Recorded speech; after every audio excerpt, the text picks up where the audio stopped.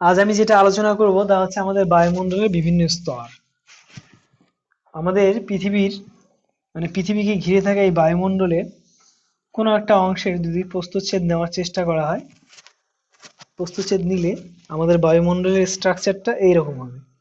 তো এই স্ট্রাকচার অনুযায়ী আমাদের লোয়ার মোস্ট পার্ট, এই যে এই অংশটাকে বলা হচ্ছে ট্রোপোস্ফিয়ার।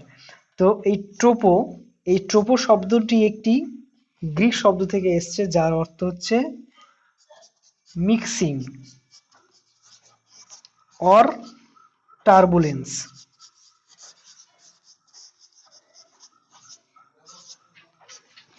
তো মিক্সিং অ্যান্ড টার্বুলেন্স, তাহলে এই যে আমাদের মোস্ট লোয়ার পার্টটা, এইখানে কি হচ্ছে যে আমাদের এই সমস্ত বায়ুমণ্ডলের উপাদানগুলোকে যদি 100% ধরা হয়, তার 75% এই 0 থেকে 18 কিলোমিটারের মধ্যে অবস্থিত। তো এই সমস্ত কিছুর একত্রিত অবস্থানকে মিক্সিং শব্দটাকে ইন্ডিকেট করে। আর এরা যেহেতু একসঙ্গে থাকে, আর একসঙ্গে থাকার কারণে এখানে বায়ুমণ্ডলের গোলযোগটা সবচেয়ে বেশি হয়, আর যেটা টার্বুলেন্স শব্দটাকে ইন্ডিকেট করে। অর্থাৎ টার্বুলেন্স মানে কি একটা গোলযোগ, একটা ঝঞ্ঝা। তাহলে বায়ুমণ্ডলের এই যে নিচের স্তর, এই নিচের স্তরে বায়ুমণ্ডলীয় গোলযোগ এবং ঝঞ্ঝার পরিমাণ সবচেয়ে বেশি। এই কারণেই এটাকে ক্ষুদ্র মণ্ডল বলা হয়ে থাকে। ঠিক আছে, ক্ষুদ্র মণ্ডল মানে সবসময় রাগি রাগি একটা ভাব, ক্ষুদ্র। তো এই স্তরে যে বায়ুমণ্ডলীয় গোলযোগগুলো হয়, তার মধ্যে আমাদের ওই বৃষ্টিপাত, তারপর অধঃক্ষেপণ, মানে বিভিন্ন প্রকার অধঃক্ষেপণ, মেঘ, হ্যাঁ, প্রচন্ড থান্ডার স্টর্ম, হ্যাঁ, মানে এই যে কিউমুলো নিম্বাস মেঘ থেকে কিন্তু প্রচন্ড ঝড় বৃষ্টি এবং সঙ্গে বজ্রপাত হয়। ঠিক আছে, তো প্রচন্ড জোরে বজ্রপাত হওয়ার কারণেই একে থান্ডার ক্লাউড বলা হয়।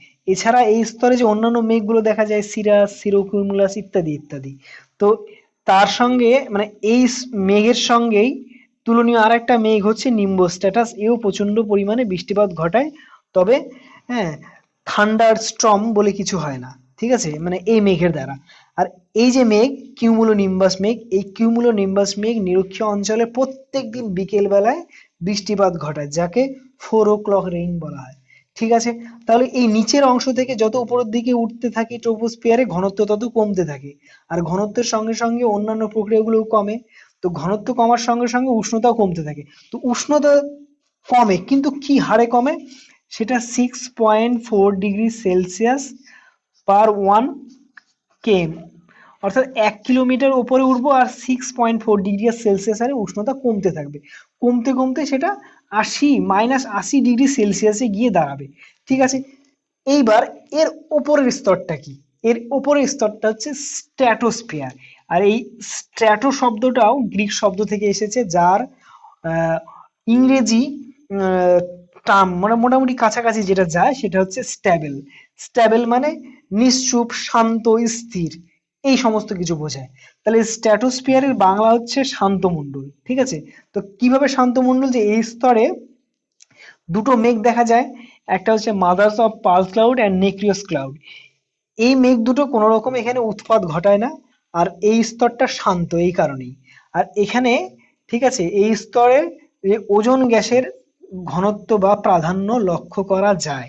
তো কথা হচ্ছে এই মেঘ দুটোর সঙ্গে এদের একটু সম্পর্ক আছে। সেটা হচ্ছে কি, যে আমরা জানি যে আন্টার্কটিকায় যে ওজোন গহ্বর সৃষ্টি হয়, সেখানে যে মেঘটা দায়ী সেটা হচ্ছে পিএসসি, পোলার স্ট্র্যাটোস্ফিয়ারিক ক্লাউড।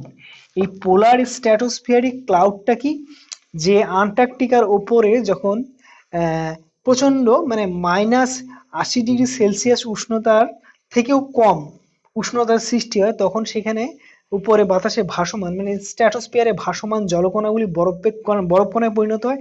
আর সেই বরফকণার সঙ্গে স্থানীয় বায়ুমণ্ডলের ক্লোরিন যুক্ত হয়। আর এর ফলে যে মেঘটা তৈরি হয় সেটাকে বলে পিএসসি। এই পিএসসি মেঘ এই ওজোন স্তরের পক্ষে হার্মফুল, অর্থাৎ ওজোন স্তরকে ধ্বংস করে আর আন্টার্কটিকায় ওজোন গহ্বর সৃষ্টি করে। কিন্তু এই পিএসসির মধ্যে যখন ক্লোরিন থাকে না, তখন যে মেঘ দুটো উৎপন্ন করে, অর্থাৎ উইদাউট ক্লোরিন পিএসসি মেঘ, সেই দুটোই হচ্ছে mother of pearl cloud and nacreous cloud. তাহলে এই ক্লাউড দুটো কোনো রকম ভাবেই ওজোন স্তরকে ধ্বংস করে না, যেহেতু এরা কি পিএসসি ক্লাউডের অন্তর্গত হলেও পিএসসি ক্লাউডের অন্তর্গত হলেও ক্লোরিনের অণু না থাকে, মানে থাকে না। ঠিক আছে, তো এই জন্য এই মেঘ দুটো উপস্থিত থাকলেও ওই ওজোন স্তরের কোনো রকম ক্ষতি সাধন তারা করে না। তো সর্বোপরি বিচার করলে দেখা যাচ্ছে এই স্তরটা টোটালি একটা স্টেবল, মানে স্টেবল স্ফিয়ার, মানে শান্ত অবস্থা বিরাজ করে। এই কারণে এই স্তরে পরীক্ষামূলক বিভিন্ন গ্যাস বেলুন এবং জেট প্লেন গুলোকে চলাচল করানো হয়। ঠিক আছে, তাছাড়া এই যে এটা আমরা বললাম স্ট্র্যাটোস্ফিয়ার আর এটা হচ্ছে ট্রোপোস্ফিয়ার, এই দুটোর স্তরের মাঝে একটা 3 থেকে 2.5 কিলোমিটারের বেধ বিশিষ্ট স্তর লক্ষ্য করা যায়, সেটাকে বলা হচ্ছে ট্রোপোপজ। ঠিক আছে, মানে এই দুটো স্তরের মাঝে একটা বাউন্ডারি। হ্যাঁ, তো ট্রোপো এই যে গ্রিক শব্দ একটু আগেই বললাম, আর পজ, এই পজ শব্দটার অর্থ হচ্ছে থেমে যাওয়া, স্টপ। ঠিক আছে, তাহলে কি হচ্ছে যে বায়ুমণ্ডলীয় উপাদানগুলো উপরে, মানে আমাদের এই ট্রোপোস্ফিয়ার থেকে উপরে উঠতে উঠতে হট করে এক জায়গায় কি হচ্ছে, থেমে যাচ্ছে। মানে এখানে কোনো পরিবর্তন নাই, উষ্ণতা বা অন্যান্য উপাদানের অনুপাতের কোনো পরিবর্তন নেই, তো হঠাৎ করে একটা শান্ত অবস্থা বা স্থির অবস্থা বিরাজ করছে, যেটাকেই বলা হচ্ছে ট্রোপোপজ। ঠিক আছে, তাহলে ট্রোপোস্ফিয়ারের উপরের অংশটা হচ্ছে ট্রোপোপজ। এবার স্ট্র্যাটোস্ফিয়ার বললাম, এবার স্ট্র্যাটোস্ফিয়ারের উপরের অংশটা হচ্ছে স্ট্র্যাটোপজ। সেম জিনিস এখানেও প্রায় 2.5 থেকে 3 কিলোমিটার চওড়া একটা স্তর, যেটা বাউন্ডারি হিসাবে কাজ করে মেসোস্ফিয়ার আর স্ট্র্যাটোস্ফিয়ারের মধ্যে।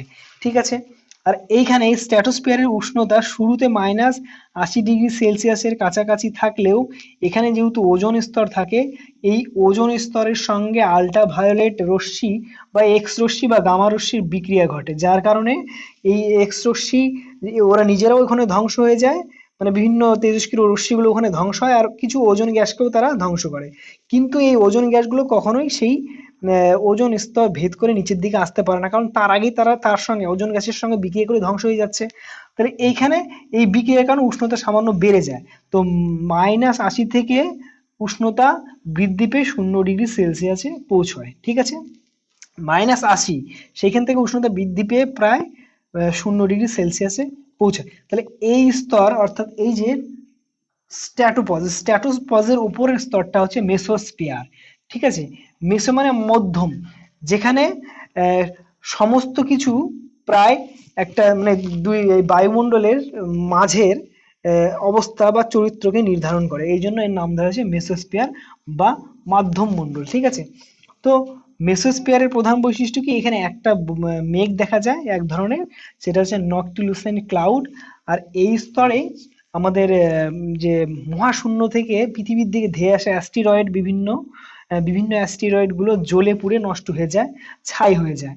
তো যখন অ্যাস্টেরয়েড গুলো আসে কিনা, তখন এই মেসোস্ফিয়ারে ঢোকার সঙ্গে সঙ্গে আগুন ধরে যায়, এবং তখন যারা তীব্র গতিবেগে ছোটে বা ধাবমান হয়, তখন ঝাঁটার লেজের মতো পেছন দিকে একটা ধূম্র আর আগ্নেয় অংশ লেজের মতো অবস্থান করে, যেটাকে বলা হচ্ছে সেই ধাবমান লেজ বিশিষ্ট আগ্নেয় অংশটাকেই বলা হচ্ছে ধূমকেতু। ঠিক আছে, তাহলে এইখানে 0 ডিগ্রি সেলসিয়াস উষ্ণতা থাকে, আর এইখানে উষ্ণতা আবার সামান্য মেসোস্ফিয়ারে বাড়ে, কত, প্রায় 100 ডিগ্রি সেলসিয়াস পর্যন্ত হয়। ঠিক আছে, তো এই মেসোস্ফিয়ারের উপরেও একটা স্তর দেখা যায়, যেটা আয়োনোস্ফিয়ার আর থার্মোস্ফিয়ারের মধ্যে বাউন্ডারি হিসাবে কাজ করে, সেটাকে মেসোপজ বলা হয়। ঠিক আছে, এটাকে কি বলা হয়, মেসোপজ। এই স্তরটাকে বলা হয় মেসোপজ। এখানে লেখার জায়গা নাই, ওই জন্য আমি লিখলাম না। ঠিক আছে, এটা মেসোপজ বলা হচ্ছে। ঠিক আছে, তারপরে মেসোপজের উপরের অংশটা হচ্ছে আয়োনোস্ফিয়ার। তো আয়োনোস্ফিয়ারটা সবচেয়ে গুরুত্বপূর্ণ একটা স্তর, কারণ এই স্তর থেকে একমাত্র বেতার তরঙ্গ পৃথিবীতে প্রতিফলিত হয়, অর্থাৎ বেতার সিস্টেম, আমাদের যে বেতার সিস্টেম চলছে তা গুরুত্বপূর্ণ, মানে সেই বিষয়ে গুরুত্বপূর্ণ ভূমিকা পালন করে হচ্ছে আয়োনোস্ফিয়ার। তো এখানে আয়োনোস্ফিয়ার, আয়নো শব্দটা থেকেই যেটা আমরা পাচ্ছি সেটা হচ্ছে এখানে পদার্থের কণাগুলো আয়নিত অবস্থায় থাকে। ঠিক আছে, পৃথিবীর বায়ুমণ্ডলীয় বিভিন্ন কণাগুলো এখানে আয়নিত অবস্থায় থাকে। এই আয়নিত কণাগুলো আল্ট্রাভায়োলেট, গামা রশ্মি, এক্স রশ্মি ইত্যাদির সঙ্গে বিক্রিয়া ঘটিয়ে এখানকার তাপমাত্রাকে বৃদ্ধি করে, এবং তাপমাত্রা এই নিচের অংশ থেকে, অর্থাৎ যেখানে আমরা দেখলাম 100 ডিগ্রি সেলসিয়াস, এই অংশ থেকে তাপমাত্রা বাড়তে বাড়তে উপরের দিকে প্রায় 1200 থেকে 1500 ডিগ্রি সেলসিয়াসে পৌঁছয়। তো যেহেতু উষ্ণতা এখানে ক্রমশ বৃদ্ধি পাচ্ছে, এবং একদম মোস্ট আপার লেয়ারটা, মানে আপার পার্টটার উষ্ণতা খুব বেশি হয়ে যাচ্ছে, এখান থেকে উষ্ণতা বাড়তে বাড়তে আপার পার্টটার উষ্ণতা খুব বেশি হওয়া একে থার্মোস্ফিয়ার বলা হয়। তবে কোথাও কোথাও আয়নোস্ফিয়ার অবলিক দিয়ে থার্মোস্ফিয়ার লেখা থাকে, মানে আয়নোস্ফিয়ার যা থার্মোস্ফিয়ারও তাই। আবার কোথাও মানে আমরা সঠিকভাবে ব্যাখ্যা করলে দেখতে পারবো যে আয়নোস্ফিয়ারের একটা পার্ট হচ্ছে থার্মোস্ফিয়ার। তো যাই হোক, তো সবার প্রথমে আমরা যেটা পেলাম সেটা হচ্ছে 0 থেকে 18 কিলোমিটার, 18 থেকে 50 কিলোমিটার, 50 থেকে 80 কিলোমিটার মেসোস্ফিয়ার, এই 80 কিলোমিটার থেকে 400 কিলোমিটার পর্যন্ত কিন্তু আয়নোস্ফিয়ার। তো এই যে চওড়া অংশ মানে যেটা 80 থেকে 40 কিলোমিটার, এই স্তরটার আবার কতগুলো উপস্তর আছে। সেটা কি, এই স্তরটার উপস্তর হচ্ছে এই প্রথম অংশটা ডি, তারপর E1, E2, F1, F2 আর জি, এই কয়েকটা স্তরে ভাগ করা হয়ে থাকে আয়নোস্ফিয়ারকে। ঠিক আছে, মানে এই কয়েকটা উপস্তরে ভাগ করা হয়। তো এই যে আয়নোস্ফিয়ারের এই উপস্তরগুলো কিন্তু সব জায়গায় সমান নয়। আমি এইখানে উচ্চতা দেখিয়েছি কত, 80 থেকে 400 কিলোমিটার, কিন্তু এখানে আমি উচ্চতা দেখিয়েছি 80 থেকে 500 কিলোমিটার। যে বললাম যে এই স্তরগুলো, সম্পূর্ণ স্তরগুলো কোথাও থাকে কোথাও থাকে না। এই কারণে যদি ম্যাক্সিমাম সবগুলো স্তরই আমরা কোথাও পেয়ে থাকি, তাহলে 500 কিলোমিটার পর্যন্ত বিস্তার সেটা হয়ে থাকে। যদিও এইসবের কোনো একদম পার্টিকুলার একদম কনস্ট্যান্ট বলে কোনো বিষয় নেই, এগুলো সবসময় কম বেশি থাকে সব জায়গায়। তো এই আয়নোস্ফিয়ারের যে আয়নিত অবস্থা, এই আয়নিত অবস্থায় কিন্তু আমাদের বিভিন্ন আলোর ছটা সৃষ্টি করে এই বিভিন্ন তেজস্ক্রিয় রশ্মিগুলোর সঙ্গে বিক্রিয়া ঘটিয়ে। এই তেজস্ক্রিয় রশ্মির সঙ্গে বিক্রিয়া ঘটানোর ফলে যে আলোর প্রভা সৃষ্টি হয় সেইটাকেই বলা হয় মেরু প্রভা, অরোরা বলা হচ্ছে, এক কথায় প্রভা। এই অরোরাকে আবার দুই ভাগে ভাগ করা হয়। যেটা আমরা উত্তর গোলার্ধ থেকে দেখি বা উত্তর গোলার্ধে দেখি সেটা বোরিয়ালিস, আর যেটা আমরা দক্ষিণ গোলার্ধের অস্ট্রেলিয়ার আশেপাশে থেকে দেখি সেগুলো হচ্ছে অস্ট্রালিস। ঠিক আছে, এবং তার উপরের স্তরটা এই 400 থেকে প্রায় 750 কিলোমিটার পর্যন্ত স্তরটা হচ্ছে এক্সোস্ফিয়ার। এই এক্সো শব্দটার অর্থ হচ্ছে এক্সট্রা, মানে বাইরের। আর ওই সেই বিষয়টাকেই যদি আমরা ইংরেজি শব্দ দিয়ে ব্যাখ্যা করার চেষ্টা করি তাহলে বলতে হবে সেটা আউটার স্কাই। ঠিক আছে, তাহলে বহির্মণ্ডল, ঠিক আছে, বা বাইরের আকাশ। তো এই যে এক্সোস্ফিয়ার, এই এক্সোস্ফিয়ারে বিভিন্ন আমাদের উপগ্রহগুলো উপস্থাপন করা হয়ে থাকে। আর এটাকে আইএসএস বলা হয়। আইএসএস কেন, যে আইএসএস শব্দটার অর্থ হচ্ছে ইন্টারন্যাশনাল স্পেস স্টেশন, অর্থাৎ আমাদের গোটা বিশ্বের বিভিন্ন দেশ এইখানে ইন্টারন্যাশনাল অর্থাৎ আন্তর্জাতিকভাবে তারা স্পেস স্টেশন স্থাপন করতে পারে। তো এখানে যে গ্যাসগুলোর প্রাধান্য দেখা যায় সেটা হচ্ছে পারমাণবিক অক্সিজেন, হ্যাঁ, আর আণবিক হাইড্রোজেন এবং আণবিক হিলিয়াম। তার পরের স্তর অর্থাৎ 750 থেকে প্রায় 10,000 কিলোমিটার পর্যন্ত স্তরটা হচ্ছে ম্যাগনেটোস্ফিয়ার। তো এটাকে ম্যাগনেটোস্ফিয়ার কেন বলা হচ্ছে, যে পৃথিবীর যে চৌম্বক ক্ষেত্র আছে তা এই দিক দিয়ে বিস্তার লাভ করছে। এই চৌম্বক ক্ষেত্রের সঙ্গে যে গ্যাসগুলো অবস্থান করে সেটা হচ্ছে এই একই গ্যাস, পারমাণবিক অক্সিজেন স্তর, আণবিক হিলিয়াম আর আণবিক হাইড্রোজেন স্তর।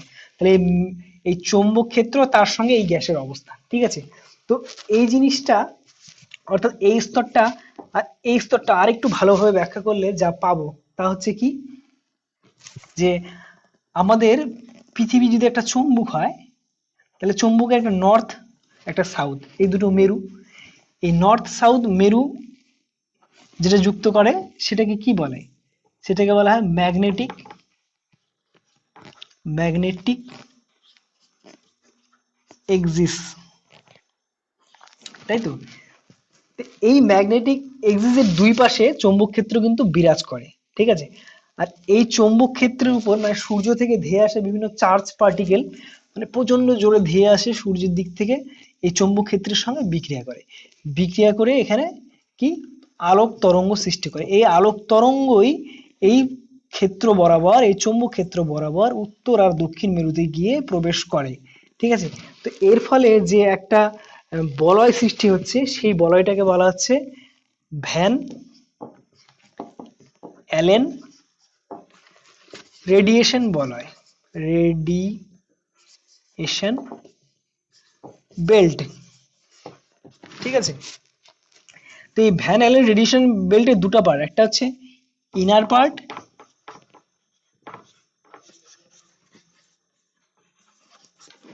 আর একটা হচ্ছে আউটার পার্ট।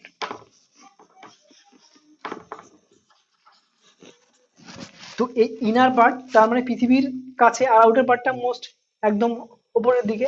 তাহলে এই ইনার পার্টটাই কিন্তু এই থার্মোস্ফিয়ার বা আয়নোস্ফিয়ারের সঙ্গে রিলেটেড, আর আউটার পার্টটা রিলেটেড হচ্ছে ম্যাগনেটোস্ফিয়ারের সঙ্গে, ঠিক আছে। তাহলে যে তেজস্ক্রিয় পদ যে চার্জ পার্টিকেল গুলো আমরা আমাদের পৃথিবীর দিকে ধেয়ে আসছে, তা চৌম্বক ক্ষেত্রের সঙ্গে বিক্রিয়া করছে, ঠিক আছে। এই বিক্রিয়া করার পর সেগুলো এই চৌম্বক ক্ষেত্রের তল বরাবর মেরু অঞ্চলে প্রবেশ করেছে। এই কারণে মেরু অঞ্চলে মেরু প্রভার পরিমাণ সবচেয়ে বেশি, বা মেরু প্রভাকে সবচেয়ে স্পষ্ট দেখা যায়। তবে এই লোয়ার পার্টটাতেও তার প্রভাব পড়ে, আর এই কারণে এই লোয়ার পার্টেও কিন্তু কি মেরু প্রভা দেখা যায়। যে মেরু প্রভা এখানে দেখা যায় সেটা সেই লোয়ার পার্টের অংশ বা ইনার পার্টের অংশ, আর যেটা উপরে দেখা যায় সেটা আউটার পার্টের অংশ, অর্থাৎ ম্যাগনেটোস্ফিয়ারের অংশ, ঠিক আছে। তো এই হচ্ছে আমাদের বায়ুমণ্ডলের একটা প্রাথমিক ধারণা আর গঠন। ও হ্যাঁ, একটা জিনিস যেটা বাদ গেল, সেই আয়নোস্ফিয়ারের আবিষ্কার থেকে, যে এখানে যে কণাগুলো আয়নিত অবস্থায় থাকে, এই ধারণা প্রথম দিয়েছিলেন হচ্ছে কেনেলি আর হেকিসাইড, এই নামের দুই বিজ্ঞানী। তো এই হচ্ছে মোটামুটি আমাদের বায়ুমণ্ডলের স্তর বিন্যাস, ঠিক আছে।